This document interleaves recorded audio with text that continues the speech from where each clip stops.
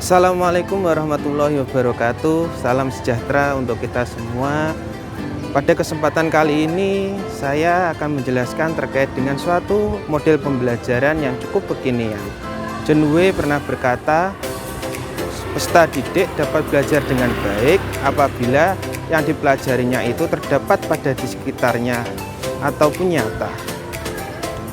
Pada kesempatan kali ini saya akan mencoba untuk membahas terkait dengan apa itu CTL, model CTL, yaitu yang artinya contextual teaching learning. Apa itu model contextual teaching learning? Saya akan bahas lebih lanjut pada video kali ini. Simak terus ya. Oke, pada kesempatan kali ini saya akan mencoba untuk menjelaskan apa itu CTL atau contextual teaching learning.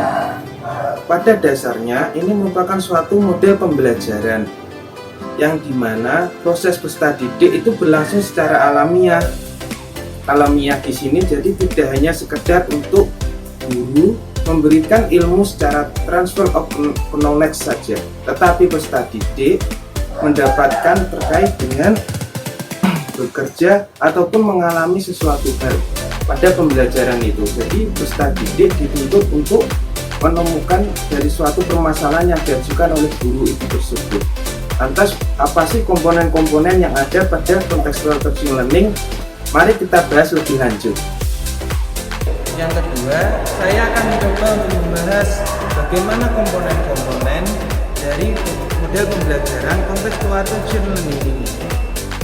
Ya, baik. Kita akan membahas apa itu komponen-komponen yang ada di CTL.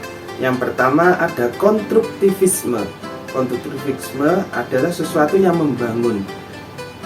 Membangun di sini adalah mengartikan suatu ilmu pengetahuan. Jadi dalam komponen CTL yang pertama itu harus ada yang namanya membangun suatu ilmu pengetahuan. Yang kedua ada questioning atau bertanya. Dalam hal ini guru juga harus membangkitkan pengetahuan ataupun kenangan ataupun pengalaman dari peserta didik itu sendiri. Gunanya komponen ini adalah seperti itu. Yang ketiga ada inquiry. Inquiry adalah suatu dengan arti menemukan. Menemukan dalam hal ini adalah suatu pengetahuan yang baru yang dihasilkan dari pengalaman peserta didik itu sendiri. Yang keempat ada learning community. Learning community di sini itu artinya adalah suatu perkumpulan. Nah, perkumpulan dalam suatu pembelajaran itu erat kaitannya dengan berdiskusi.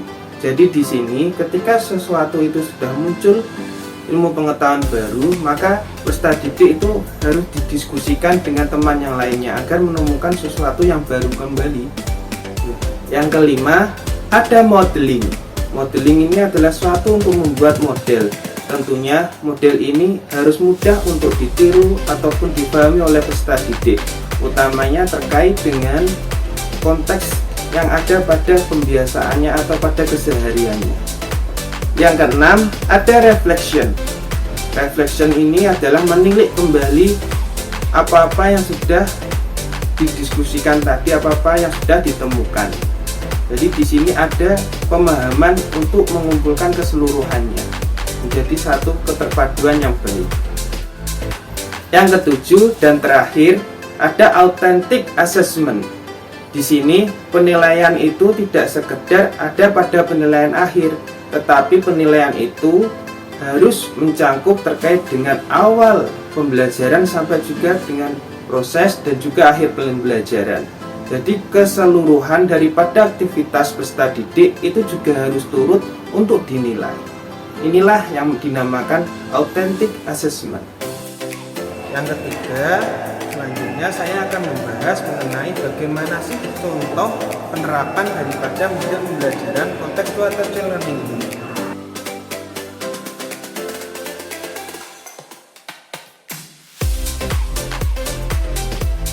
Assalamualaikum warahmatullahi wabarakatuh. Bagaimana kabarnya hari ini? Alhamdulillah semuanya baik ya. Selanjutnya Bapak akan mengabsen dulu ya. Pada kesempatan kali ini kita akan belajar terkait dengan materi fikih bab zakat. Zakat nanti kita akan mempelajari terkait dengan apa itu zakat, dalil, dan tujuan atau manfaat dari zakat itu sendiri. Nah, ya, mari kita pada pembelajaran kali ini Bapak akan menggunakan sistemnya itu berkelompok ya. Ya, dengan berkelompok nanti kita akan diskusi pada masing-masing nanti, lalu perwakilan nanti dari kelompok akan maju ke depan untuk menyampaikan apa yang telah didiskusikan ya.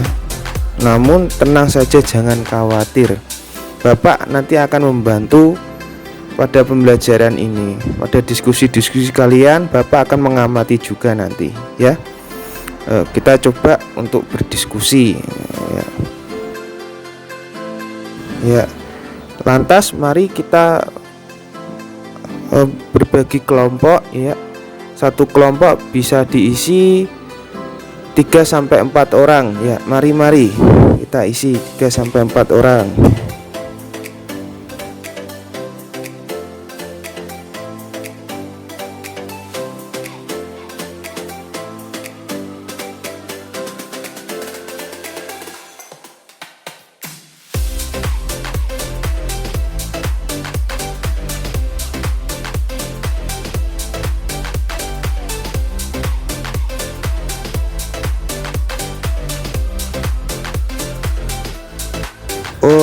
Hal yang akan didiskusikan yang pertama adalah sampean pernah zakat?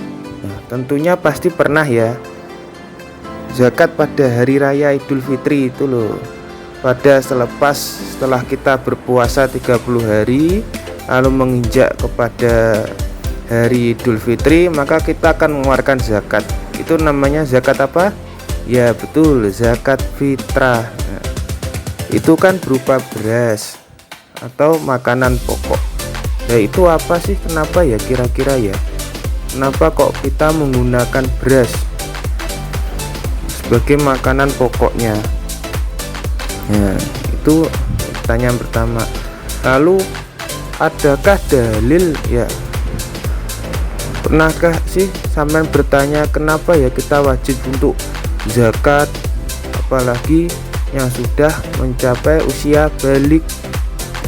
Itu kenapa ya kira-kira teman-teman? Nah coba, dan juga apa sih makna daripada zakat itu, manfaatnya seperti apa? Nah, gitu ya. Coba 3 pertanyaan itu tadi kita diskusikan bareng-bareng. Nah, tapi sebelum itu saya ingin pada sampean semua untuk berdiskusi terlebih dahulu ya. Ya, 3 pertanyaan itu tadi. Ya. Bisa difahami kan? Ya, alhamdulillah. Ya, 3 pertanyaan tadi. Ya. Nah, saya juga akan berkeliling kok ini. Berkeliling dan mengamati ya. Nah, ini sampai 20 menit ya.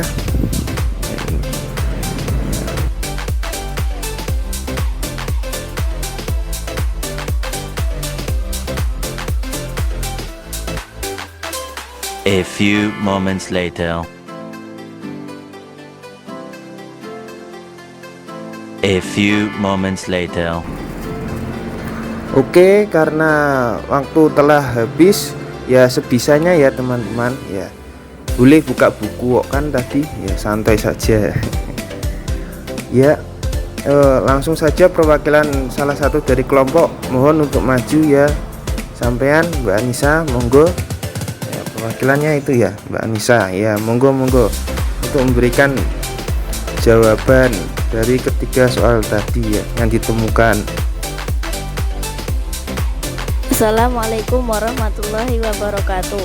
Saya Anissa perwakilan kelompok 2 akan menyampaikan hasil dari diskusi kami, yaitu pengertian zakat adalah kewajiban seorang muslim dengan menunaikan zakat berupa beras 2,5 kg di bulan terakhir bulan Ramadan. Dalil dalam berzakat, Quran Surat Al-Baqarah ayat 43, wa aqimus sholata wa atuz zakata warka'u ma'ar raki'in. Dan laksanakanlah sholat, tunaikanlah zakat, dan rukuklah beserta orang yang rukuk. Manfaat berzakat: 1. Menyucikan hati dan jiwa. 2. Dapat menolong sesama. 3. Dapat menghapus dosa. 4. Dapat meningkatkan rasa syukur kepada Allah SWT. Sekian. Wassalamualaikum warahmatullahi wabarakatuh. A few moments later. Ya, penyampaian yang disampaikan oleh Mbak Anissa ya cukup bagus. Ya, ada beberapa poin yang perlu saya tambahkan. Namun hal yang perlu digarisbawahi adalah makna daripada zakat fitrah itu adalah membersihkan hati, membersihkan diri, dan juga membersihkan harta benda kita. Karena apa? Ketika kita berhasil untuk mengeluarkan sesuatu yang dari apa yang kita miliki, itu bisa menjauhkan kita dari sifat-sifat seperti hanya bakhil, pelit, sifat sombong, dan lain sebagainya. Jadi menjauhkan sifat-sifat yang buruk itu, karena kita mengikhlaskan sesuatu yang kita miliki. Nah, itu salah satu poin pentingnya ya yang bisa saya tambahkan pada pertemuan ini gitu. Ya. Lalu ini ada sedikit soal latihan ya. Ini nanti Bapak bagikan kepada perkelompok, nanti dibahas sama-sama ya, soal-soal latihan ini ya, dibahas sama-sama. Lalu ya nanti kita diskusikan kembali, nanti di model seperti hanya tanya jawab. Ini soal 1 sampai 5, kelompok ini soal 6 sampai 10. Lalu nanti dioper-oper gitu ya. Terus nanti benar atau salahnya kelompok yang lain yang memberikan pernyataan ya, bisa difahami ya. Bapak juga akan turut andil kok, tenang saja, tenang.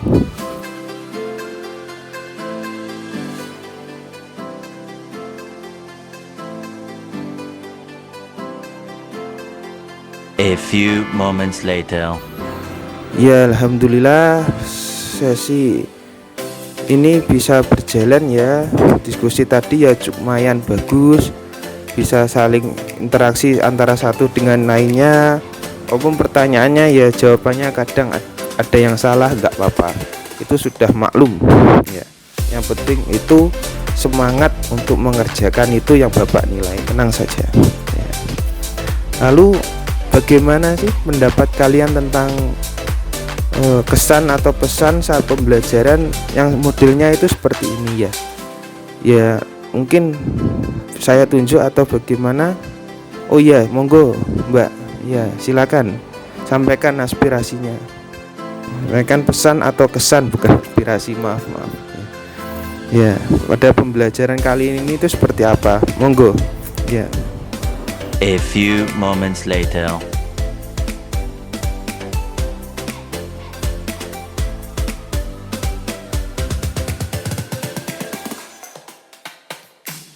Ya, alhamdulillah pembelajaran pada pagi hari ini telah selesai ya teman-teman. Maka kesimpulannya yang bisa saya garis bawahi adalah zakat itu adalah sesuatu yang baik. Maka sesuatu yang baik itu harus juga dikerjakan. Kenapa kok dikerjakan? Karena dari zakat itu nanti bisa menjauhkan kita dari sifat-sifat yang buruk seperti hanya kikir, pelit, dan lain sebagainya. Kikir itu juga pelit, iri, dengki, dan sebagainya ya.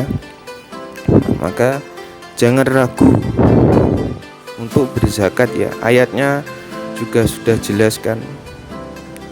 Ya, benar. Yaitu ayatnya adalah wa aqimus sholata wa atuz zakata warka'u ma'ar raki'in. Namun yang perlu digarisbawahi adalah bahwa sholat dan zakat itu setara, teman. Berarti ini berurutan. Setelah kita melaksanakan sholat, maka bertunaikanlah zakat gitu. Dan rukuk serta orang-orang yang rukuk. Ini Al-Baqarah yang disampaikan Mbak Nisa tadi ya, ayat 43 itu sudah benar. Jadi jangan ragu untuk berzakat ya, dalilnya sudah pasti. Lalu jangan lupa untuk mengerjakan soal-soal ya di lembar kerja siswa di buku LKS itu, halaman pada bab zakat itu halamannya berapa Mbak Nisa? 20 ya, halaman 20. Halaman 20 itu dikerjakan ya. Besok kita cocokkan bersama karena waktunya juga tidak mencukupi. Nah, maka pertemuan pada kali ini Bapak tutup ya. Semoga pada pembelajaran besok tetap semangat. Besok kita akan mengkaji terkait dengan pada bab puasa. Nah, jadi ini zakat dulu, baru besoknya itu puasa. Puasa itu adalah menahan diri. Nah, apa itu menahan diri? Maka besok tetap semangat ya dalam pembelajaran. Maka pembelajaran pada pagi hari ini Bapak tutup. Bila ada salah atau kurangnya Bapak mohon maaf. Wallahu muwaffiq ila aqwamit thoriq. Wallahu a'lam bishawab. Wassalamualaikum warahmatullahi wabarakatuh. Demikianlah yang dapat saya sampaikan. Bila ada kurang dan salah, saya mohon maaf. Bila taufik wal hidayah, wallahu a'lam bishawab. Assalamualaikum warahmatullahi wabarakatuh.